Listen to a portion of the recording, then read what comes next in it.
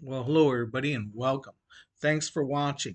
Today's topic: the state of the World Series from my seat, or as I've subtitled it, I don't believe what I just saw. Two sides of the World Series coin. Let's start out with how last night looked.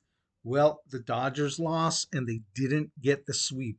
I suppose too many people, me included, allowed ourselves to say the word out loud too soon, and the baseball gods took it away from us. Sorry for jinxing the Dodgers. But on the other hand, the Yankees are a heavyweight team in a heavyweight fight. Of course, they were not going to just, completely go out like, the Tide. And so they win one. Okay. Some people are saying the positive is that they didn't see the high end of our bullpen, and they only they beat like the lower tier of the bullpen. I suppose so. Some people are saying Roberts punted the game away.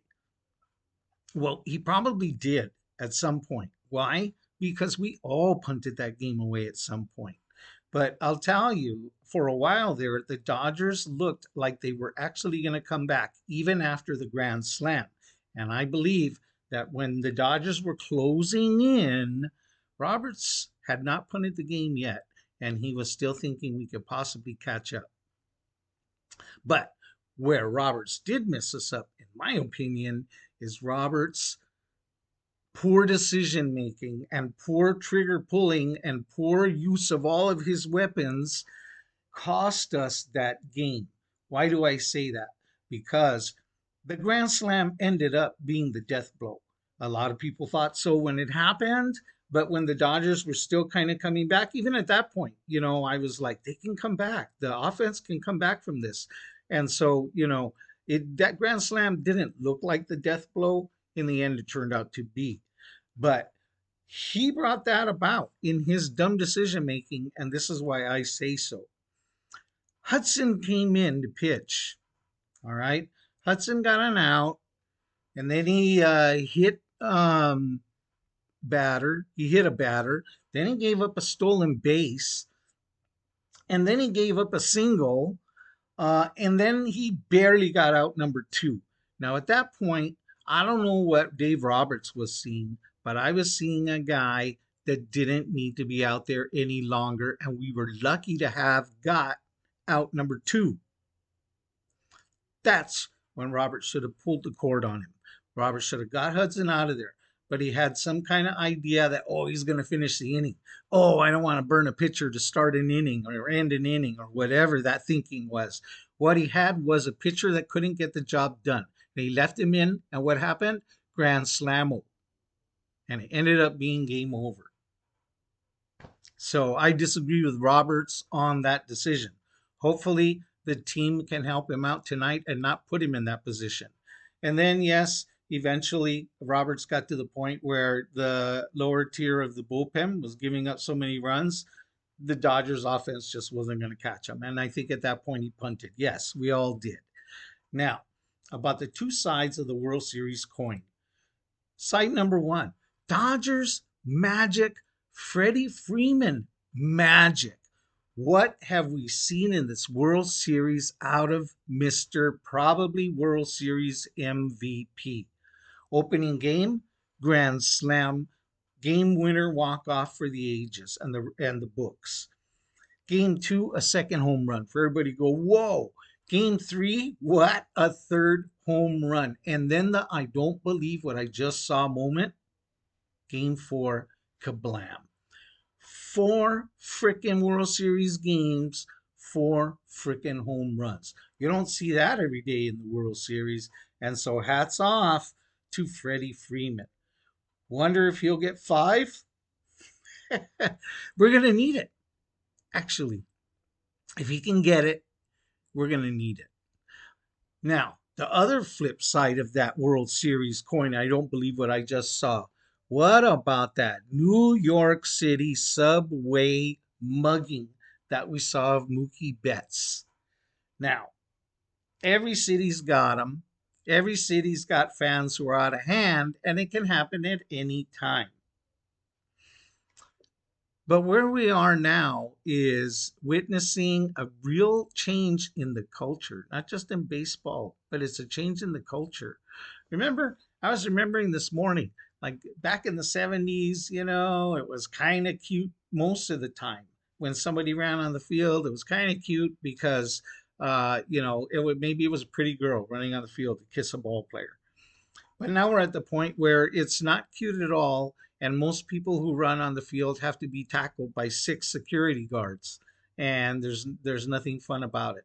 Well, now, if you remember in the series against San Diego, we had a situation where Dodgers fans in the outfield threw some things on the field in the vicinity of the San Diego outfielders. And what happened? Dodger Stadium stopped the game and made a freaking announcement to everybody. Calm down, kids. We're not going to have that. And they, you know, did their best to shut that down. Fast forward down to the Yankee series in Yankee Stadium. What did we see? We saw Fred Flintstone attacking Mookie, and I guess his buddy, who might be able to somehow, some way claim Mookie was out of balance, and I was trying to pull his arm up and balance him. I don't know. Maybe you could claim that, but either way, the one guy was just totally troglodyting on Mookie, and the other dude had no right really to reach over the wall and physically grab a ball player. That you can't have that, right? And rightfully so, a lot of sports media folks on this side of the country were saying you can't have that. We need to have these guys banned. What? I can't believe what I just saw. What? Yankees officially said, welcome back. And apparently they're going to roll out the red carpet, all right, for freaking baseball furies come to life. They were going to have, I guess, free hot dogs and beer for them at their seat. Well, MLB had to step in and say, no, you're not going to do that. So I'm glad that happened. But the other part of this, I don't believe what I just saw. National big sports platforms, ESPN, for example, we're platforming these jokers like there's some kind of civic heroes. Aren't they cute? Look at how they punched him in the ribs and took the ball away. What the hell? Because that's what they're encouraging to happen next time. All right? That was manhandling you just can't do. There's some things that are understood, what do you call it? Unspoken rules in baseball. That's one. Don't fricking snap the arm of the ball player. He caught the damn ball, okay? All they had to do was sit in their seats and appreciate how close baseball came to them. Weren't they lucky guys? I was there, and 1 foot in front of me was a play. Now you can try to knock the ball out. You can go like this. Even if it happened at Dodger Stadium, I probably would have applauded if a Dodger fan went like that, whoops, like that, and tried to hit the ball out. I might have looked the other way. But it's something else when you throw a tire iron at my ball player. All right, you can't cattle prod them. And then ESPN, to glorify them. What the hell? That's craziness. So I'm totally against that free ride that these national sports platforms gave to these to the baseball furies.